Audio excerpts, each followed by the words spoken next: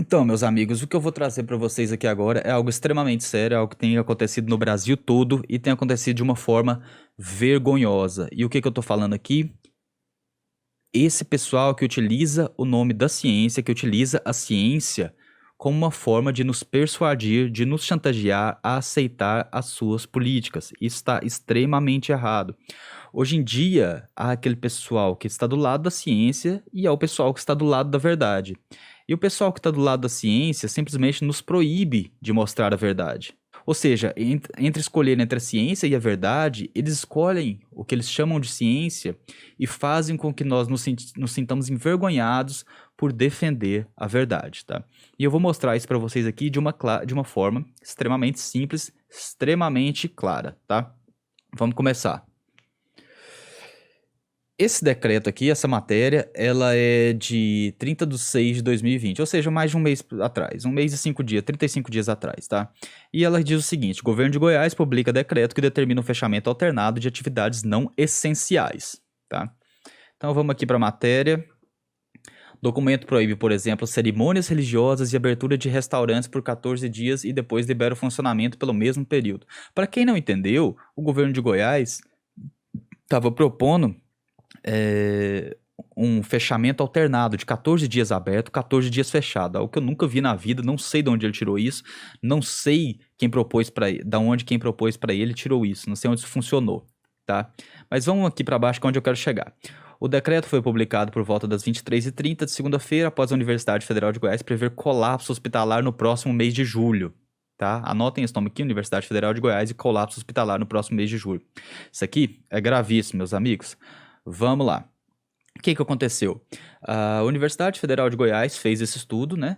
E disse para o governador: olha, vai acontecer isso, vai morrer milhares de pessoas. Se eu não me engano, acho que eles previram 7 mil mortes, né? Preciso até confirmar isso aqui. Eles previram várias mortes aqui. Um número absurdo de mortes. Acho que não está aqui na matéria, mas depois eu posso falar para vocês, tá?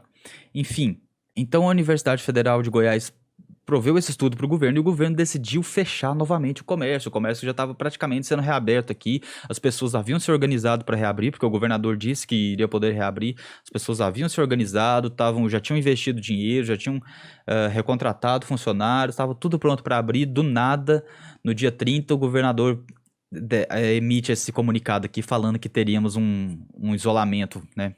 Perdão, um fechamento alternado. Isso aqui, pessoal, pegou todo mundo aqui em Goiás e destruiu o ânimo das pessoas. E foi todo mundo para as ruas protestar. Só que tem um problema gigantesco nisso aqui, meus amigos. Esse estudo foi feito por um grupo de pesquisadores da UFG que erraram vergonhosamente os números do seu estudo anterior, tá? E a gente denunciou isso através da Frente Conservadora de Goiânia, pessoal. Eu quero mostrar aqui para vocês uma nota que eu fiz. Na verdade, até eu que redigi essa nota, e eu redigi essa nota para a Frente Conservadora de Goiânia, tá? E a nota dizia o seguinte, essa nota aqui eu publiquei ela, se eu não me engano, dia 3 de julho, nós publicamos ela dia 3 de julho do ano passado, do mês passado, tá? 3 de julho do mês passado, nós publicamos 3 de julho passado. Então aqui, pessoal, os efeitos da pandemia têm sido cada vez mais devastadores para os goianos, após mais de 3 meses de políticas extremas que envolvem isolamento, distanciamento social, fechamento do comércio e proibição do trabalho. Qualquer que seja, essencial à subsistência do povo, ainda nos deparamos com uma situação nebulosa e cheia de incertezas.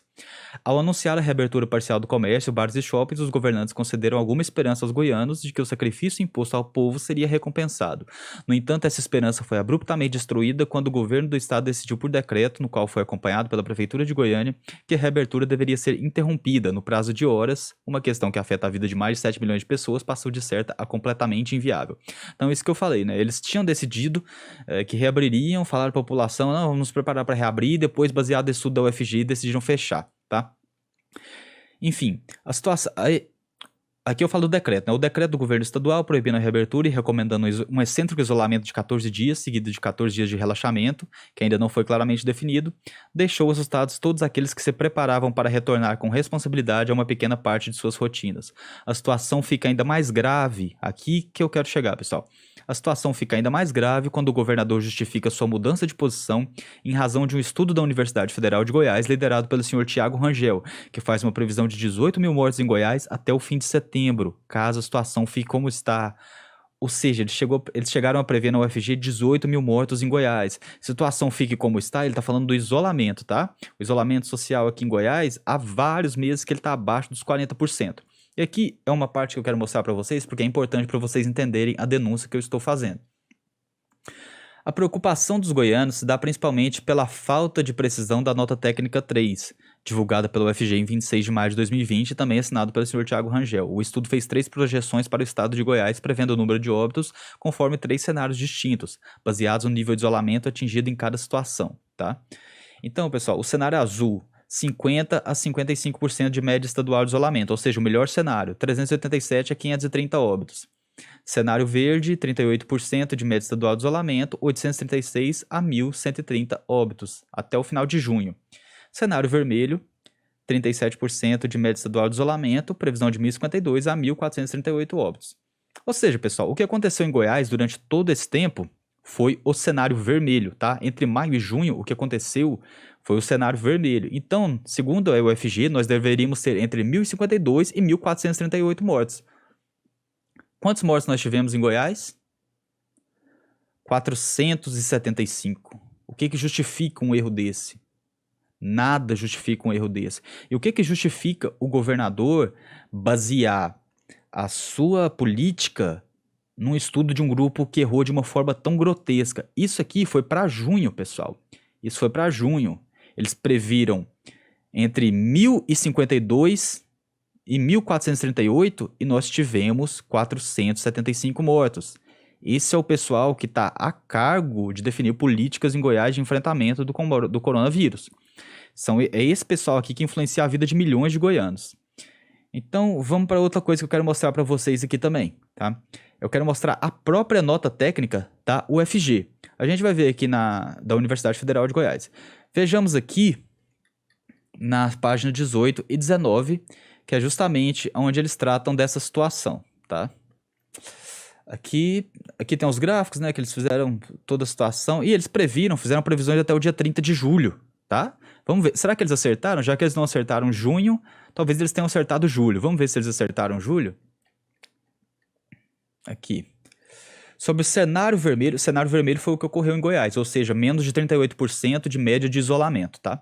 Sobre o cenário vermelho, espera-se um total acumulado por Covid, de óbitos por Covid, entre 1.052 e 1.438 no fim de junho, como já falamos, e entre 5.360 e 5.938 no final de julho. Ou seja, a UFG previu que nós teremos 5.360 mortos, pelo menos, no final de julho. Quantos mortos nós tivemos? 1.700, pessoal. Se não me engano, 1.720. Mas o que justifica uma margem de erro tão gigantesca dessa num estudo de uma universidade federal? E pior, o que justifica o governador embasar suas políticas num estudo desse? Isso aqui é gravíssimo, é a vida de milhões de goianos. E foi justamente por isso que naquela nota da Frente Conservadora, eu quero voltar aqui e mostrar para vocês, nós fizemos alguns questionamentos que até hoje eles não nos responderam.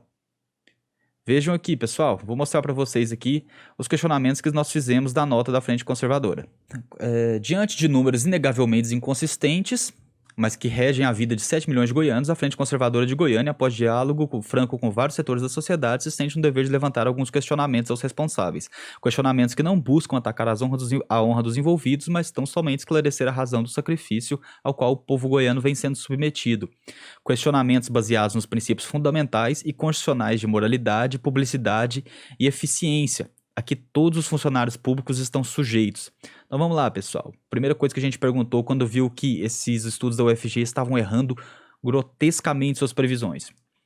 O governo do estado estava ciente da discrepância dos resultados das previsões da nota técnica 3 quando utilizou o novo estudo da UFG para justificar o atual decreto de lockdown.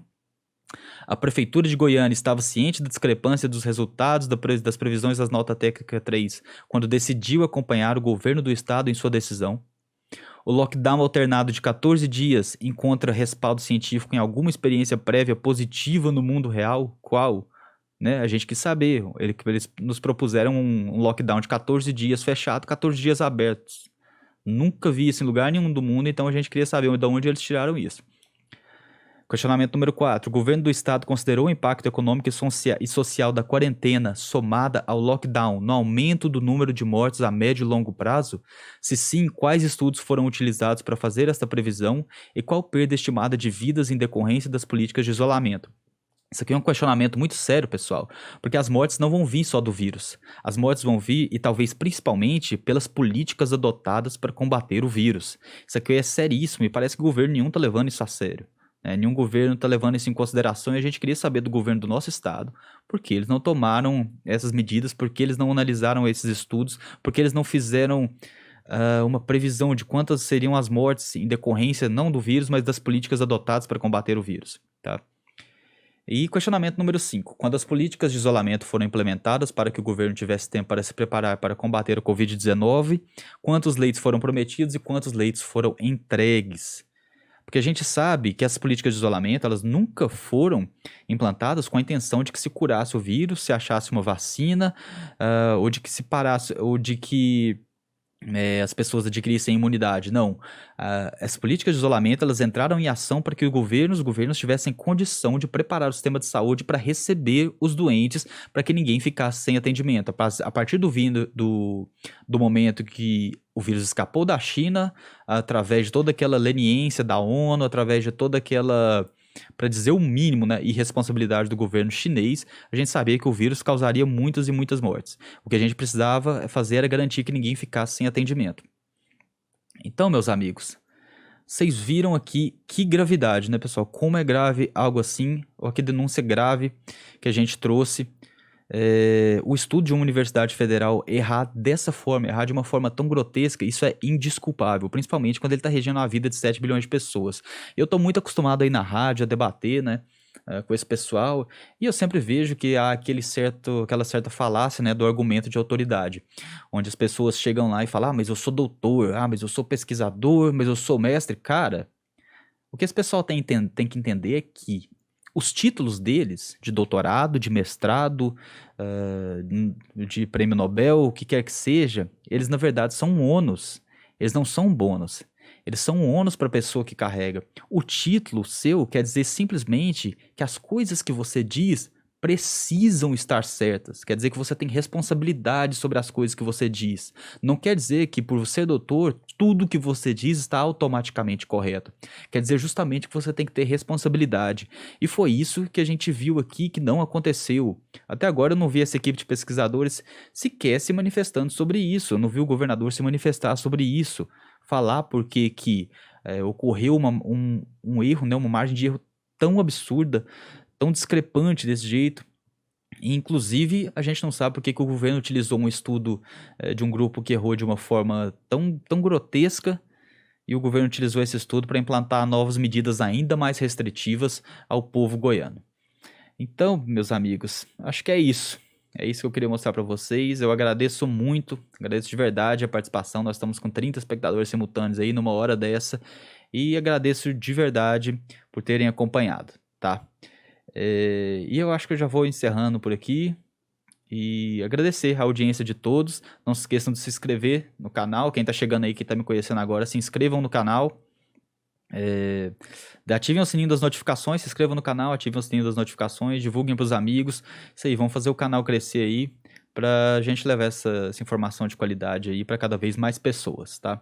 Agradeço muito a participação de vocês, de verdade. Tenham uma boa noite e até mais.